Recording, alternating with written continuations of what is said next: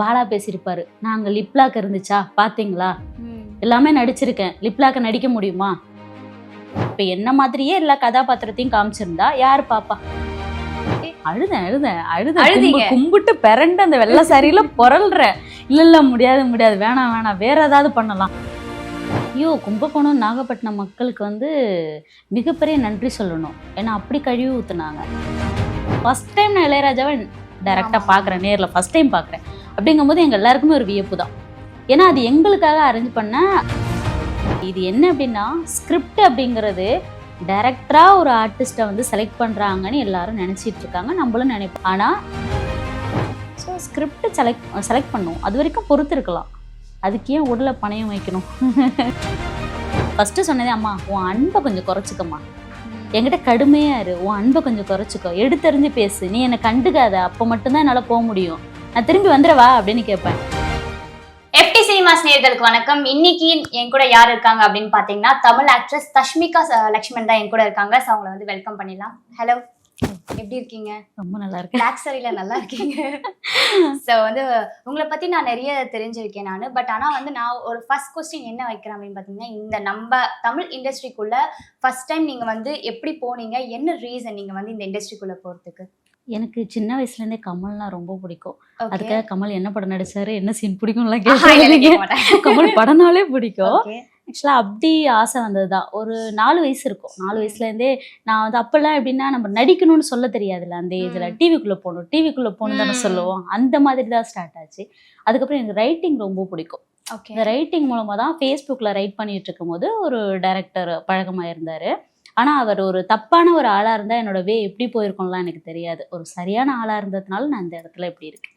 So இப்ப நம்ம தமிழ் இண்டஸ்ட்ரிக்குள்ள வரீங்க அப்படின்னும் போது நிறைய விஷயங்கள்லாம் இருக்கும். இந்த ஆடிஷன் அப்படின்னாலே நமக்கு கொஞ்சம் பயம் இருக்கும். அந்த ஆடிஷன் அட்டென்ட் பண்ணா செலக்ட் ஆகுமா இல்லையா அப்படின்ட்டு. பட் செலக்ட் ஆனாலும் சில விஷயங்கள்லாம் இருக்கும். நீங்க இப்ப இவ்வளவு தூரம் நீங்க கடந்து வந்ததுல எவ்வளவு ஆடிஷன் அட்டென்ட் பண்ணிருக்கீங்க, எவ்வளவு விஷயங்கள்லாம் நீங்க ஃபேஸ் பண்ணிருக்கீங்க? நான் இது வரைக்கும் இண்டஸ்ட்ரி ஒரு 12 இயர்ஸ் ஆச்சு. 12 இயர்ஸ் ஆச்சு. இந்த 12 வருஷத்துல பாத்தீங்கன்னா ஒரு 5 மூவி அந்த மாதிரி தான் இருக்கும் நான் ஆடிஷன் அப்படின்னு போனது. அது எப்படின்னா, ஃப்ரெண்ட்ஸோட ரெஃபரன்ஸ்ல ரொம்ப ஃபோர்ஸ் பண்ணி தான் நான் போயிருப்பேன். இல்ல நான்லாம் போனா செலக்ட் ஆவானா அந்த மாதிரி. அதுல ஒன்று இந்தியன் 3.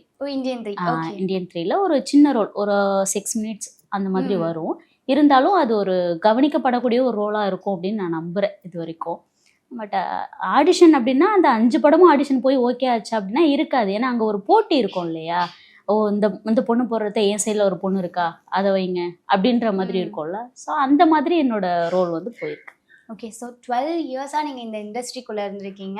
ஸோ ஃபர்ஸ்ட் நீங்கள் இதுக்குள்ளே இண்டஸ்ட்ரிக்குள்ளே நுழையிறதுக்கு முன்னாடி நீங்கள் நிறைய வெப் சீரிஸ், ஷார்ட் ஃபிலிம் அந்த மாதிரி பண்ணியிருப்பீங்க. ஸோ நீங்கள் பண்ண ஷார்ட் ஃபிலிமில் எது உங்களுக்கு ரொம்ப பிடிச்சது, இந்த கதாபாத்திரம் எனக்கு பிடிச்சது அப்படின்னா நீங்கள் எதை சொல்வீங்க? நிறைய பண்ணியிருக்கேன், ஆனால் அதெல்லாம் ரிலீஸ் ஆகலை. ஏன் அப்படின்னா பைலட் ஷூட் அந்த மாதிரி பண்ணுவாங்க இல்லையா, ஒரு ப்ரொடியூசர்கிட்ட காமிக்கிறதுக்கு. படம் பண்ணுறதுக்கு முன்னாடி ஒன்று வேணும் அப்படின்னு சொல்லுவாங்க இல்லையா, அந்த மாதிரி பண்ணதுனால அது எல்லாமே ரிலீஸ் பண்ணாமல் வச்சுருக்காங்க. ஆக்சுவலாக அதில் ஒன்று மட்டும் ரிலீஸ் ஆனிச்சு, அசுரரி, ஒரு 6 மினிட்ஸ். அது எப்படின்னா, சுய ஒழுக்கம் இல்லாத தாய்மார்கள் பார்க்கக்கூடிய படம் அப்படின்னு சொல்லி ஒரு தலைப்புல தான் ஃபேஸ்புக் ஃபுல்லா ரீச் ஆயிட்டு இருந்துச்சு. கிட்டத்தட்ட ரம்யா பாண்டியன் அந்த பேஜ்ல எல்லாம் 56 மில்லியன் போச்சு 1 வீக்லயே. அந்த மாதிரிலாம் போயிட்டு இருந்துச்சு. அதுக்கப்புறம் எடுத்துட்டு நிறைய பேஜ்ல இருக்கு. அந்த ஷார்ட் ஃபிலிம் மட்டும்தான். அது ஒரு கதாபாத்திரம் எப்படின்னா, ஒரு வறுமை இந்த அளவுக்கு ஒரு பொண்ணை நிறுத்துமா, வறுமையில இருக்கக்கூடிய ஒரு பொண்ணை இந்த அளவுக்கு ஒரு ஆண் சீண்டுவானா அப்படின்ற அந்த மாதிரி இருக்கும். பட் அது கடைசி எப்படி முடிச்சிருப்பாங்கன்னா, நம்ம பண்றதை நம்ம குழந்தைங்களும் பண்ணும் அப்படின்ற மாதிரி முடிச்சிருப்பாங்க அந்த இதுல. பட் அது பண்ணும்போது எனக்கு கஷ்டமா இருந்துச்சு. பட் பெருசா அது கிளாமரோ ஒரு மாதிரி முகம் சுழிக்கிற அளவுக்கு இல்லை. ஒரு டோர் ஓப்பன் பண்ணுவாங்க, உள்ள போவாங்க, வருவாங்க, ட்ரெஸ் கரெக்ட் பண்ற மாதிரி இருக்கும். அந்த மாதிரி தான் இருக்கும். எப்படி ஃபயர் மூவில இருந்துச்சோ அந்த மாதிரி தான் இருக்கும். இருந்தாலும் எனக்கு அந்த டைம்ல அது ஒரு சின்ன ஏஜ் அப்படிங்கிறதுனால பயமா இருந்துச்சு, ஒரு மாதிரி இருந்துச்சு. ஆனா அது இப்ப அது வெளில பார்க்கும்போது, அது மக்கள் ஏத்துக்கிறத பார்க்கும்போது ஓகே, அதனால எனக்கு நல்ல ஒரு ரெஜிஸ்டர். ஸோ அதுதான் கேட்கலான்னு நினைச்சேன். இப்போ நம்ம மூவி, அதுக்கு முன்னாடி நீங்க வெப் சீரிஸ், ஷார்ட் ஃபிலிம்லாம் பண்ணியிருப்பீங்க. பட் ஆனால் ஒரு கதாபாத்திரம்லாம் இருக்கும். நம்ம என்ன நினைப்போம், எனக்கு இது இருந்தால் தான் நான் பண்ணுவேன், இதெல்லாம் பண்ண மாட்டேன். இப்போ ஒரு வேலைக்காரி ரோல்னா அதெல்லாம் என்னால் பண்ண முடியாது, அந்த மாதிரிலாம் இருக்கும். ஸோ அந்த மாதிரி நீங்க ஏதாவது ரிஜெக்ட் பண்ணியிருக்கீங்களா? இல்லை எதுவாக இருந்தாலும் நான் பண்ணுவேன், ஆனா அது வந்து மக்கள்கிட்ட ஒரு நல்லபடி ரீச் ஆகுதுன்னா கண்டிப்பா அதை பண்ணுவேன் அப்படின்ற மாதிரி ஏதாவது உங்களுக்கு இருக்கு? அதாவது இந்த இடத்துல நான் பவிஸ்னு ஒரு ஆளை நான் முன்னாடி வைக்கணும். Okay. ஏன்னா வேலைக்காரினாலே ஏமா ஒன்ன தூக்குறாங்க அப்படின்னுவாங்க. அந்த ஃபயர் மூவில கூட போய் அந்த ஒரு டல் மேக்கப்ல நிக்கும் போது கூட அவர் சொன்னாரு, நிஜமாவே உன் மூஞ்சி பாவமா இருக்குமா அப்படின்னு சதீஷ் சார் சொன்னாரு. சேம் இப்போ எல்லாம் பார்த்தீங்கன்னா அந்த லுக் அப்படின்னாலே பார்ப்பாங்க. அப்படியே திருப்பி பார்க்கும்போது என்னோட ஃப்ரெண்டு ஒருத்தி இருக்கான்னு ரெஃபர் பண்ணி நிறைய இடத்துல வேலைக்காரியும் இந்த பாவப்பட்ட ஜம்முமாவுமே ஆயிடுச்சு என்னோட கேரக்டர். அந்த கேரக்டர் அப்படின்னாலே அவளை பிடிடா அப்படின்ற மாதிரி ஆயிடுச்சு. ஸோ அதை பண்ண மாட்டேன் இது பண்ண மாட்டேன்லாம் இல்லை. எந்த கேரக்டர் என்னோட நேமை டேமேஜ் பண்ணாமல் இருக்கோ அந்த கேரக்டர் நான் அக்செப்ட் பண்ணி. பட் ஃபயர்னோட ஏதாவது ஒரு விஷயம் கேட்கணும்னு நினைச்சேன். ஃபயர்ல பாத்தீங்கன்னா வந்து ஃபுல் அண்ட் ஃபுல் எல்லாருமே வந்து கிளாமரா அந்த சீன்ஸ் எல்லாமே பயங்கரமா இருக்கும். பட் ஆனா உங்க ரோல்ல பாத்தீங்கன்னா சாரிலாம் கொடுத்து அடக்கமா கொடுத்துருக்காங்களே. ஸோ இதனால நிறைய பேக் ஃபயர்லாம் வந்திருக்குன்னு நான் கேள்விப்பட்டேன். அது உண்மைங்களா? இருந்துச்சு. நல்ல கொஸ்டின்லாம் தாறுமாறா கேட்டாரு ஒரு மீடியா, யாருன்னு எனக்கு தெரியல. என்ன கொஸ்டின் கேட்டாங்க? நீங்க என்ன அதுக்கு ஆன்சர் பண்ணீங்க? அது எப்படின்னா, இதுல வந்து இவ்வளோ செக்ஸியா இருக்காங்களா, இவ்வளோ கிளாமரா இருக்காங்களா, இதெல்லாம் நீங்க அக்செப்ட் பண்றீங்களா, இதுக்கெல்லாம் சப்போர்ட் பண்றீங்களா, நீங்க இப்போ இதெல்லாம் சரின்னு சொல்றீங்களா? அப்போ அந்த வட்டிக்கு வாங்கின அந்த பொண்ணை மட்டும் ஏன் அவ்வளோ டீசெண்டா காமிச்சிருக்காங்க? சாரியில எங்கேயுமே எதுவுமே காமிக்காத அளவுக்கு எதுக்கு அந்த மாதிரி எல்லாத்தையும் பண்ணியிருக்கலாம்ல அப்படின்னா, ஒரு டைரக்டரோட ஸ்டோரி, அவரோட குழந்தை, அவரோட அங்க பேசுனதுதான் நான் இங்கேயும் பேசுறேன். கண்ணு மூக்கு வாயெல்லாம் அப்படி இருந்திருக்கலாம் நம்ம சொல்ல முடியாது. அவரோட குழந்தை அவருக்கு ஏத்த மாதிரி அவரோட மாதிரி தான் இருக்கும். அவர் என்னவோ அந்த மாதிரி தான் இருக்கும். ஸோ அப்படி இருக்கும்போது அவருக்கு என்ன தோணுச்சோ அந்த கதாபாத்திரத்தை அந்த மாதிரி தான் கொண்டு வந்திருக்காரு. இப்போ என்ன மாதிரியே எல்லா கதாபாத்திரத்தையும் காமிச்சிருந்தா யாரு பாப்பா? இவ்வளோ கான்ட்ரவர்ஷியலாக எப்படி அந்த கொஸ்டின்ஸ் வந்திருக்கும், இவ்வளோ கூட்டம் எப்படி வந்திருக்கும்? இப்போ நடக்கக்கூடிய எல்லா விஷயமே நெகட்டிவாக தான் போய் ஒரு இடத்துல சேருது. நெகட்டிவாக இருக்கு, ஒரு பூமு நெகட்டிவாக வருது. அது மட்டும்தான் மக்கள் கண்ணுக்கு ஃபஸ்ட்டு தெரியுது. பாசிட்டிவாக இருக்க எல்லாமே போராட வேண்டியா இருக்குது மக்கள் கண்ணுக்கு காமிக்கிறதுக்கு. ஸோ அவர் ஒரு நல்ல விஷயத்த இந்த மாதிரி ஒரு கிளாமராக அது அங்கே என்ன நடந்துச்சோ அதை முடிஞ்ச அளவுக்கு காமிக்க முயற்சி பண்ணியிருக்காரு. இதாக இருக்குது. என்னோட கேரக்டர் ஒரு சின்ன கேரக்டர். ஸோ அந்த சின்ன கேரக்டர் வந்து ஒரு பாவப்பட்ட கேரக்டர் அப்படின்னா இப்படி வந்துட்டு போயிடுச்சு. பட் அந்த கேரக்டரும் இந்த கேரக்டரும் சமமா அப்படின்னா இல்லை. அவங்களுக்கு நடந்தது வேற, எனக்கு நடந்தது வேற. பட் ஆனா அந்த ஒரு கொஞ்ச நேரம் வந்துட்டு போன உங்களே வந்து இவ்வளோ பேசியிருக்காங்களே. ஸோ அதே ஒரு பெரிய விஷயம் தான். ஏன்னா வந்து அதில் 4 ஆக்ட்ரஸ் இருந்தோம். அந்த ஒரு சீன் மட்டும் பர்டிகுலராக அவங்கள வந்து கேட்டதே பெரிய விஷயம் தான். இப்போ அதை தாண்டி வந்து அந்த ஃபயர்ல பார்த்தீங்கன்னா வந்து ஒரு கருத்துள்ள ஒரு படம் தான். என்னதான் வந்து கிளாமர் எல்லாமே இருந்தாலும் கடைசியில் வந்து ஒரு கருத்துள்ள ஒரு படம் தான் அது. அப்படி இருக்கும்போது இப்போ நீங்கள் அந்த படத்தை பற்றி நீங்கள் ரிவ்யூ கொடுத்துருந்தீங்க. ஸோ நான் அது உங்களோட இன்ஸ்டாகிராமில் இதில் பார்த்தேன். ஸோ நீங்கள் அந்த படத்தில் நடிச்சதுக்காக நீங்கள் வந்து படம் நல்லா இருக்குன்னு ரிவ்யூ கொடுத்தீங்க. நிஜமாலே அந்த ஒரு கதையை வந்து நீங்க வரவேற்கிறீங்க? இல்லை, எனக்கு கிளாமர் கொஞ்சம் அதிகமாக இருக்குது அப்படிங்கிறது உண்மைதான். கொஞ்சம் கம்மி பண்ணியிருக்கலாம். பட் நம்ம சைட்லேருந்து பார்க்கும்போது அதை படத்தோடு சேர்ந்து பார்க்கும்போது அது தப்பாக எனக்கு அங்கேயும் தெரியல. அதை தான் அங்கேயும் சொன்னேன், தெரியல. பட் தனித்தனியாக அந்த ட்ரோல் பண்ணுறேன் அப்படின்ட்டு தனித்தனியாக எடுத்து தான் அதை வந்து ஒரு மாதிரி செக்ஸியாக அந்த மாதிரி காமிச்சிட்டாங்க. தப்பாக மக்கள்கிட்ட கொண்டு போய் இது பண்ணிட்டாங்க. ஆனால் படமாக பார்க்க போனால் அங்கே என்ன நடந்துச்சோ அதை தானே கொண்டு வந்திருக்காங்க. பெருசா பாலா பேசியிருப்பாரு, நாங்க லிப்லாக் இருந்துச்சா பாத்தீங்களா, எல்லாமே நடிச்சிருக்கேன், லிப்லாக்க நடிக்க முடியுமா, அதை ரியலா தான் பண்ண முடியும் அப்படின்னு சொல்லியிருக்காங்க. பட் லிப்லாக்லாம் இல்லை, முடிஞ்ச வரைக்கும் ஓகே தான். அவரோட படத்துக்கு அவரோட கதைக்கு அது ஓகே தான். அப்ப நான் உங்களை ஒரு கொஸ்டின் கேட்கிறேன். ஏன்னா இப்ப அதுல பாத்தீங்கன்னா வந்து அந்த சீன்ஸ் எல்லாம் எல்லாமே சொன்னீங்க. பட் ஆனா உங்களோட இன்ஸ்டாகிராம் பேஜ்ல பாத்தீங்கன்னா வந்து லைக் வந்து நீங்களும் கொஞ்சம் ஹாட்டா கொஞ்சம் கிளாமரா அந்த மாதிரி போஸ்ட்லாம் கொடுத்துருங்க. மேபி உங்களுக்கு ஃபியூச்சர்ல இந்த ஒரு ரோல் இருக்கு, இந்த மாதிரி பண்ணும் அப்படின்னா நீங்க அதை அக்செப்ட் பண்ணி பண்ணுவீங்களா? கதைக்கு ரொம்ப முக்கியமா இருந்து அது தவிர்க்கவே முடியாது ஒரு சீன் அப்படின்னா ஒரு 20-30 சீனுக்காக அந்த ஒரு சீன் அப்படிங்கிறதுக்காக இந்த 20-30 சீனை இழக்க முடியாது. அப்படிங்கிற பட்சத்துல ஒரு இலைமறை காய்மறையா இருக்கு, ஓப்பனா இல்லை அப்படிங்கிற பட்சத்துல அதை நான் பண்ணுவேன். ஓவர் கிளாமர் எக்ஸ்ட்ரீமா இருக்கு அப்படின்னா வாய்ப்பில்லை. ஓகே.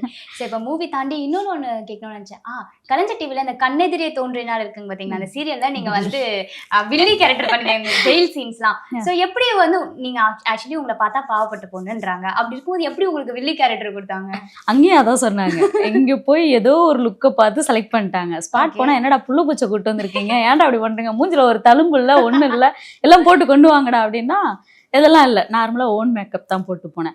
அங்கே என்னன்னா எனக்கு பெரிய ட்விஸ்டே என்ன அப்படின்னா, நாக்கில் பிளேடு வைக்கணும். அது வந்து சாலக்குடி சித்ரான்ற கேரக்டர், நாக்கில் வந்து பிளேடு வைக்கணும். அந்த பிளேடு சொல்லுவாங்களா, அதை வந்து இது வைக்கணும். அது எப்படின்னா பாதியாக உடச்சி வைப்பாங்க. பட் அது எப்படி சேஃபாக ப்ளே பண்ணாலும் அது வந்து நாக்கில் போட்டுரும். ஆமாம். அது வந்து ஒரு தடவை சேஃபாக துப்பும் போது என்ன பண்ணுறேன்னா அந்த எச்ச துப்போம்ல அந்த மாதிரி கவுந்துட்டு துப்பிட்டு அவங்க சொல்றாங்க அப்படி துப்பக்கூடாதுமா, முறைச்சு கண்ணை தூக்கி அது துப்பும் போதே அந்த பிளேடு வர்றது எங்களுக்கு தெரியணும் அப்படின்றாரு.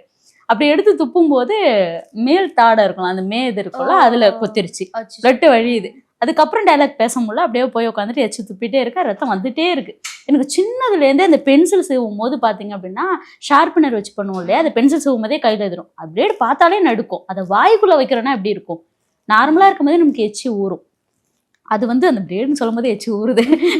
அது எப்படின்னா அந்த எச்சிலோட சேர்ந்து உள்ள போயிடுமோன்ற பயமும் இருந்துச்சு. கண்டிப்பா ரொம்ப டஃப் அது. அந்த ஒரு இது மட்டுமே ரொம்ப கஷ்டம். ஸோ அப்போ உங்களை பொறுத்த வரைக்கும் எந்த சீன் எப்படி கொடுத்தாலும் அதை வந்து நீங்க ஸ்போர்ட்டிவா எடுத்து பண்ணிடுவீங்க. இது இல்ல இப்போ என்ன பிளேடுன்றது ரொம்ப கஷ்டம், சீரியஸா அது வாயில வச்சு பண்றது. பட் ஆனா அதை ஒரு டாஸ்கா எடுத்து பண்ணிருக்கீங்க. இதை பத்தி டைரக்டர் நீங்க பண்ணி முடிச்சதுக்கு அப்புறம் ஏதாவது அப்ரிஷியேட் சம்திங் ஏதாவது நடந்துச்சுங்களா? அவர் மதன் சார் தான் அதோட டைரக்டர். அவர் என்னன்னா ஃபர்ஸ்ட் அந்த நாக்கில் அந்த கிழிச்சிருச்சு அப்படிங்கிறத வந்து இல்லை நாங்கள் அதெல்லாம் கிழிக்கலடா, ஒன்றும் இல்லடா, உன் எச்சில் அப்படி இருக்கு, உன் மன பிராந்தியா, அது மன பிராந்த, அது பிராந்தியோ விஸ்கியோ அதெல்லாம் இருக்கு, பிராந்தி விஸ்கி எல்லாம் அது அப்புறம் இருக்கட்டும் சார், எனக்கு ரத்தம் வருது அப்படிங்கிற அந்த ஷார்ட் முடிச்சோன்னே பிளட் வந்துருச்சு அவளுக்கு, காரம் இல்லாமல் கொடுங்க மதிய சாப்பாடு அவளுக்கு அப்படின்றாங்க. அடுத்து 2 நாள் கழிச்சு அடுத்ததுக்குமே ஒரு அடுத்து 15 நாள் கழிச்சு மறுபடியும் போகுது, அப்பவுமே அந்த பிளேடு வருது. அப்பவுமே எடுத்து அவளை எடுத்த பிளேடு ஒன்னு போட நாழி ஆகாது அப்படின்ற மாதிரி அந்த ஒரு சீன் வரும். அது துப்பும் போது கூட நாக்குல போட்டுடுச்சு, மேல இது நாக்குல போட்டுடுச்சு. அப்பவுமே சொல்றாரு இந்த பிள்ளைக்கு எங்க துப்ப தெரியுதா அப்படின்ட்டு. சும்மா துப்பிடுவா சார், நாக்குக்குள்ள பிளேட் இருக்கு. அது ரொம்ப கஷ்டம் தான். பட் ஆனா நீங்க அதை வந்து இல்ல என்னால பண்ண முடியாது, ஃபர்ஸ்ட் ஒன் அழுதேன் கும்பிட்டு பெரண்டு அந்த வெள்ளை சாரியில பொறல்றேன். இல்ல முடியாது வேணாம் வேற ஏதாவது பண்ணலாம், இப்படி நான் கையில எடுத்துட்டு நான் அப்படி நாக்குல வச்சுட்டு இப்படி எடுத்துக்கிறேன், ஏதாவது பண்ணிக்கிறேன் அப்படின்ட்டேன். வாய்ப்பே கிடையாது, வாய் மூடி நாக்கால எடு அப்படின்றாங்க. எடுக்கணும், அந்த நாக்குள்ள வச்சு மடிச்சு அதை எடுத்து வெட்டுறதுக்கு போகணும். பட் ஆனா அந்த டாஸ்க் எடுத்து நீங்க பண்ணிட்டீங்க, ஒரு ரொம்ப கஷ்டம். சோ வந்து இப்ப ஃபயர்ல பாத்தீங்கன்னா பாவப்பட்ட பொண்ணா பண்ணீங்க, இதுல பாத்தீங்கன்னா வில்லியா பண்றீங்க.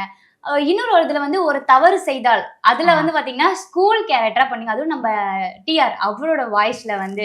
சோ எப்படி உங்களை அந்த கேரக்டர் சூஸ் பண்ணாங்க? ஒரு ஸ்கூல் பொண்ணா?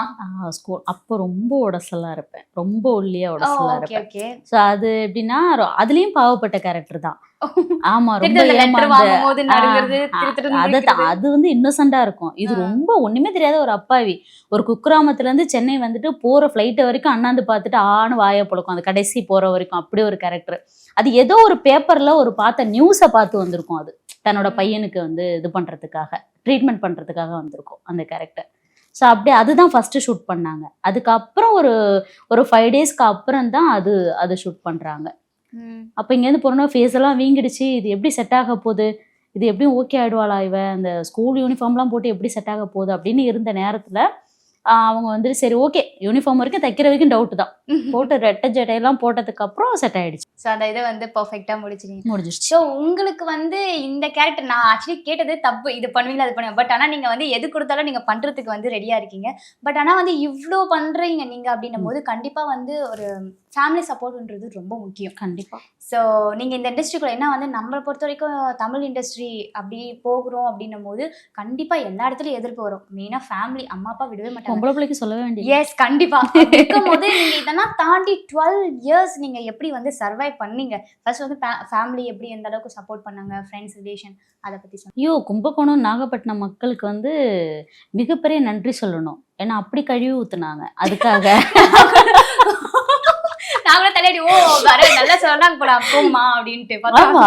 அதாவது அவங்களுக்கு ஒரு ஆக்டர் தெரியாம இருக்கலாம், அவங்க பக்கத்துல நம்ம எடுத்து ஒரு ஃபேஸ்புக்ல போட்டோ போடும் போது வீட்டுக்கு நேரா போயிடும். நமக்கு என்ன சொல்றது, அந்த ஒரு என்னமோ சொல்லுவாங்கல்ல, அந்த கேமராவே தேவையில்ல, ஒரு ஃப்ரீயா பப்ளிசிட்டி நடந்துச்சு எனக்கு. அப்படியே நேரா போய் உங்க பொண்ணு பாத்தீங்களா, என் கூட நிக்குது, நம்ம பாட்டு கை கட்டி பாவமா நிப்போம்.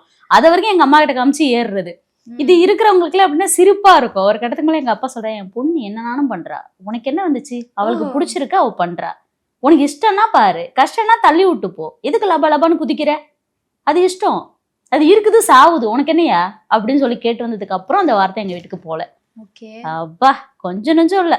அதெல்லாம் தாண்டி இப்ப வந்து அக்கா, அத்தை, இப்போ சித்தி, எங்க ஃபேமிலியில உள்ளவங்க எல்லாம் இப்ப தெரியுது, கண்ணு தெரியுது, உறவுகளா தெரியுது. அப்ப உதாசனப்படுத்தினாங்க, இப்ப உறவுகளா தெரியுது. இப்ப நீங்க இவ்வளவு தூரம் வளர்ந்து வந்ததை பார்த்து அவங்க என்ன நினைக்கிறாங்க? யாரெல்லாம் உங்களை உதாசீனம் படுத்துனாங்களோ அவங்க இப்ப எப்படி பேசுறாங்க? என்ன பேசுறாங்க அப்படின்னா, ஓகே இண்டஸ்ட்ரி போயிட்டா பணம் நிறைய சம்பாதிச்சிருப்பா, ஓகே. அவ்வளவுதான். இப்ப ஃபோன் பண்ணா ஃபர்ஸ்ட் என்ன, நான் தேவை வச்சிருக்கேன், அது வச்சிருக்கேன், அதுக்கு பணம் கொடு, இதுக்கு பணம் கொடு.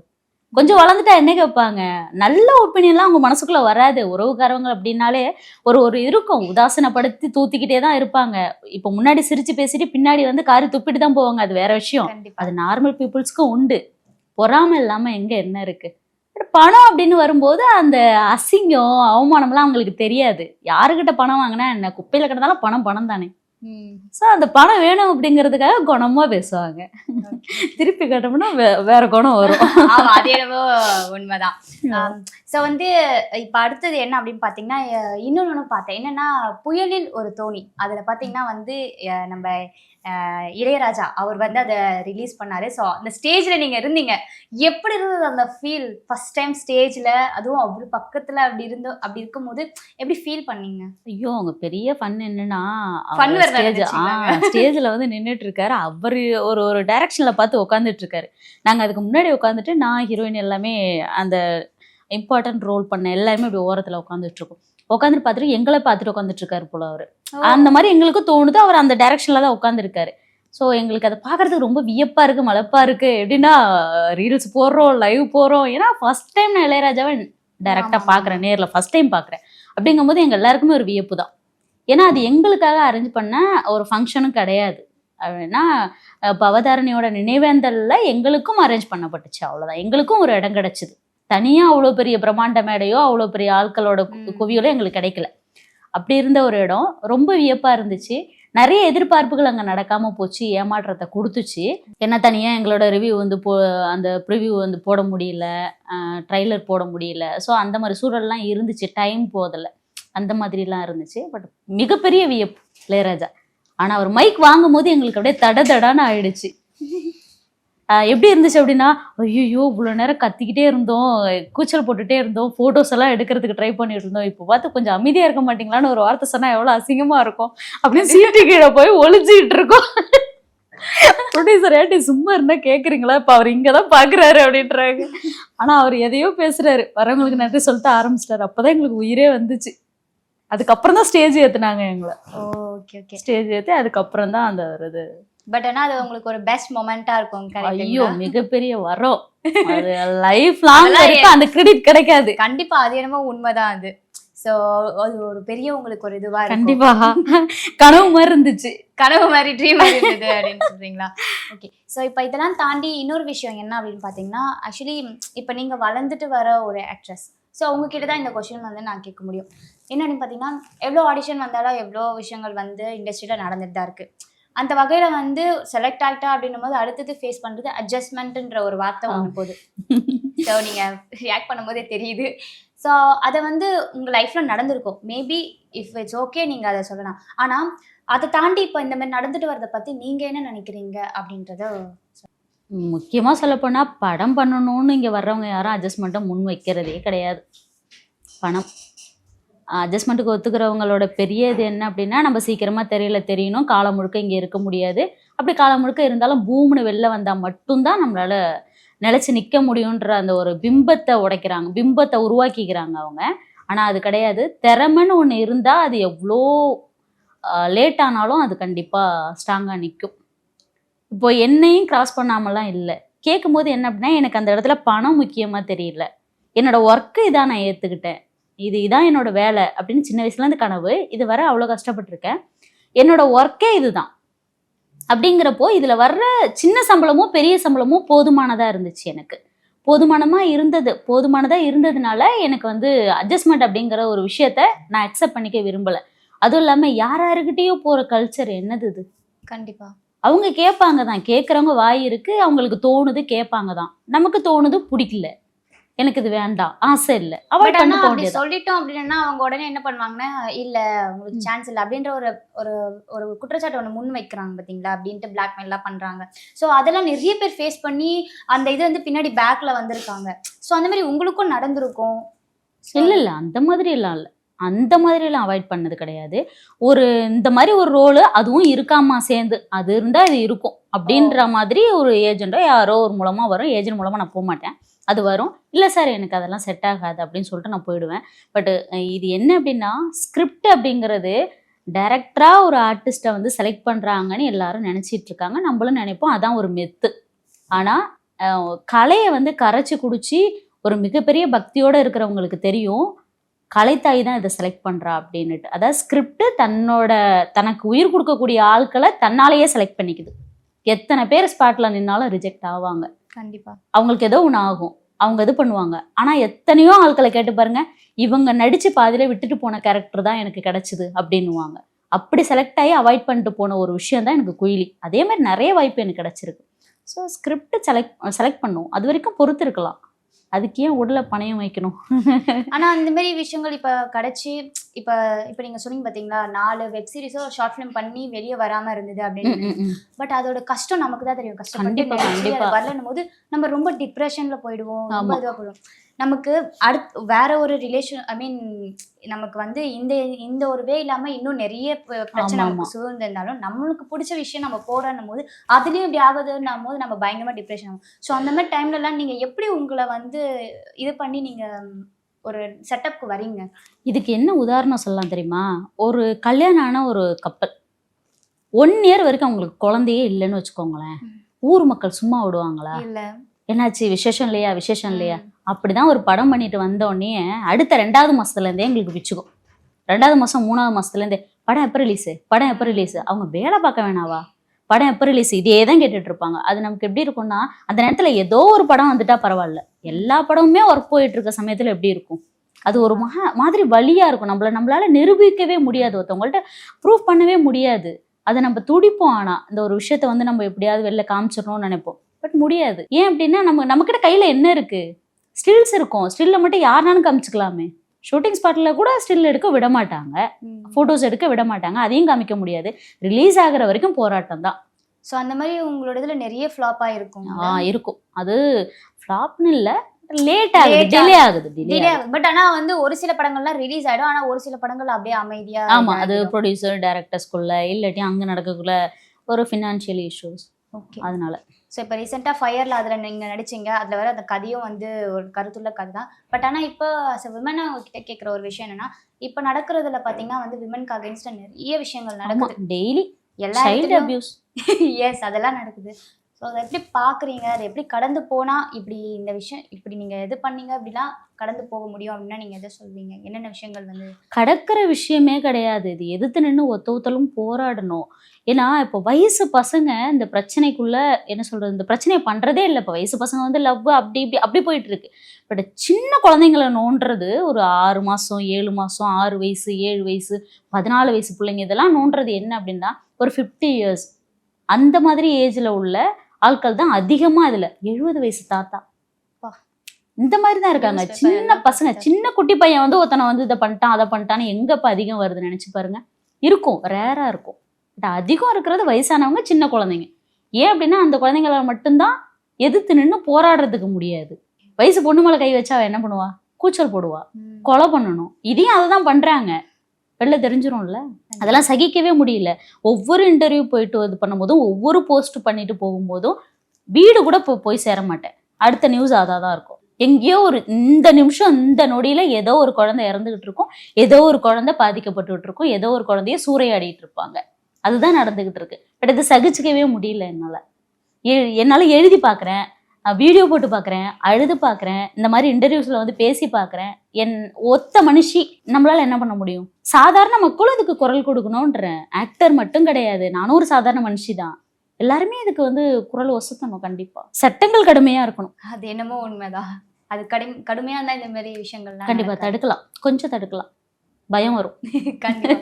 அப்புறம் ஆக்சுவலி உங்ககிட்ட கேட்கணும் அப்படின்னு நினைச்சேன். அது ஃபர்ஸ்டா கேட்கணும் மறந்துட்டேன். உங்களுக்கு கையில ஏதோ அடிபட்டிருக்குன்னு நினைக்கிறேன். வீரத்தழும்பு. வீரத்தழும்பா? ஷூட்டிங் ஸ்பாட்ல நடந்ததுங்களா இல்ல வீட்டுல எங்கேயாவது விழுந்தீங்களா? இல்ல, நான் சும்மாவே வலிக்கி விடுவேன். அப்படியா? வாக்கிங் போயிட்டு உட்காந்த இடத்துல ஒரு 2.5 அடி கட்டையில இருந்து நகர்ந்து கால் ஆல்ரெடி ஆக்சிடென்ட் ஆயிருந்துச்சு. அது அப்படியே அடிக்கடி மறுத்து போகும். அதுல இருந்து டேன் பண்ணி உட்காருன்னு சொல்லிட்டு விழுந்தேன் பாருங்க. வேற லெவல். சரி, சிரிச்சிருத்து. இப்ப இந்த நிலைமையிலயும் வந்து ஷூட் இருக்குனாலும் நீங்க போவீங்களா? போய் தான் ஆகணும், சோறு வேணும்ல. சோ சாப்பாடுக்கு போறீங்களா, ஃபேம்க்கு போறீங்களா, இல்ல எனக்கு ஃபர்ஸ்ட் உங்களோட சாப்பாடு தான் ambitionக்கு முக்கியம். போறீங்களா? இல்ல எனக்கு எல்லாமே அதுக்குள்ளதான் இருக்கு. சரி. எல்லாமே அதுக்குள்ளதான் இருக்கு. அந்த ஒண்ணு அடங்கிதான் சாப்பாடுல இருந்து எல்லாமே இருக்கு. வேற இதுல இருந்து எனக்கு பைசா வருதுன்னா கிடையாது. சினிமா நம்பி மட்டும் தான் முழுக்க முழுக்க வாழ்ந்துட்டு இருக்கேன். அதனால சோறு வேணும். கொஞ்சம் கொஞ்சம் சரியானாலும் போயிடுவேன். ஸோ உங்க கான்ஃபிடென்ட்டை வந்து கண்டிப்பா நான் வந்து பாராட்டுறேன். இப்ப இன்னொரு விஷயம் என்ன அப்படின்னு பார்த்தீங்கன்னா, நீங்க எனக்கு தெரிஞ்சு நீங்க வந்து சிங்கிள் தான் அப்படின்னு நினைக்கிறீங்க. So marriage, what about marriage? அடுத்தது சீக்கிரமா ஒரு பிக்கஸ்ட் அனௌன்ஸ்மெண்ட் இருக்கும். அப்படிங்களா? ஓ ஆல்ரெடி இருக்குங்களா?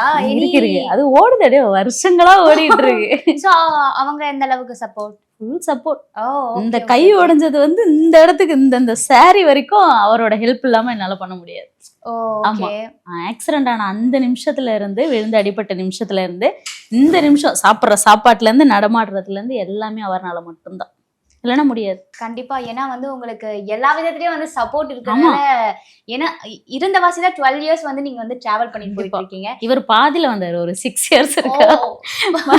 மீது 6 இயர்ஸ் வந்து சிங்கிளா தான் அப்படிதான் போச்சு. அம்மாவோட சப்போர்ட் இருக்கும், அவ்வளவுதான். நான் ஃபர்ஸ்ட் நான் அங்க இருந்து வீட்டுல இருந்து வரும்போதே எங்க அம்மா வந்து ஒரு 2 வருஷம் கதறிட்டே இருப்பாங்க. ஐயோ நீ இப்படி தனியா இருக்கியே, சாப்பிட்றியே, அப்படி இருக்கியே, நல்ல சாப்பாடு சாப்பிட மாட்டேன், அப்படியே ஒரு மாதிரி பாட்டா படிப்பாங்க. ஃபர்ஸ்ட் சொன்னதே, அம்மா உன் அன்பை கொஞ்சம் குறைச்சிக்கம்மா, என்கிட்ட கடுமையா இரு, உன் அன்பை கொஞ்சம் குறைச்சிக்கோ, எடுத்தறிஞ்சு பேசு, நீ என்னை கண்டுக்காத, அப்ப மட்டும்தான் என்னால போக முடியும், நான் திரும்பி வந்துடவா அப்படின்னு கேட்பேன். எங்க அம்மா சொல்லுவாங்க, 3/4 கிணறு தாண்டிட்டேன், இதுக்கு மேலே வந்தா கிணத்துக்குள்ள ஒழுதுருவேன்னுவாங்க. அப்படி உன் அன்பு கொஞ்சம் குறை, நான் வந்துடுறேன். ஏன்னா எங்க அம்மா ரொம்ப ஒரு மாதிரி இன்னசென்ட் தாண்டி ரொம்ப சென்டிமெண்ட். ஸோ வந்து இவ்வளோ சப்போர்ட்ல நீங்க வந்து இந்த 12 இயர்ஸ் வந்து இன்னும் போயிட்டு தான் இருப்பீங்க. இருக்கு. ஸோ ஓகே, ஸோ ஃபைனல் நம்ம வந்து லாஸ்ட் ஒரு கொஸ்டினோட முடிச்சிடுறேன். இப்போ பார்த்தீங்கன்னா வந்து உங்களுக்கு அப்கமிங் ப்ராஜெக்ட்ஸ் நிறைய இருக்கும். ஸோ என்னென்ன இருக்கு, என்னென்ன வரப்போகுது அப்படின்றத கொஞ்சம் எங்க வியூவர்ஸ் கிட்ட சொன்னீங்கன்னா நல்லா இருக்கும். ஸோ நாங்கள் வெயிட் பண்ணி அடுத்து என்ன கேரக்டர் பண்ண போறாரு, என்னென்ன வரப்போகுது அப்படின்றத நாங்களும் பார்ப்போம்ல. ஆமா, நானும் எதிர்பார்த்துட்டே இருக்கேன். 2 வருஷமா குயிலி மூவி ரிலீஸுக்கு இருக்கு, சன்னிதானம் பிஓ. அதுக்கப்புறம் வந்து புயலில் ஒரு தோணி, அப்புறம் அறிவான்.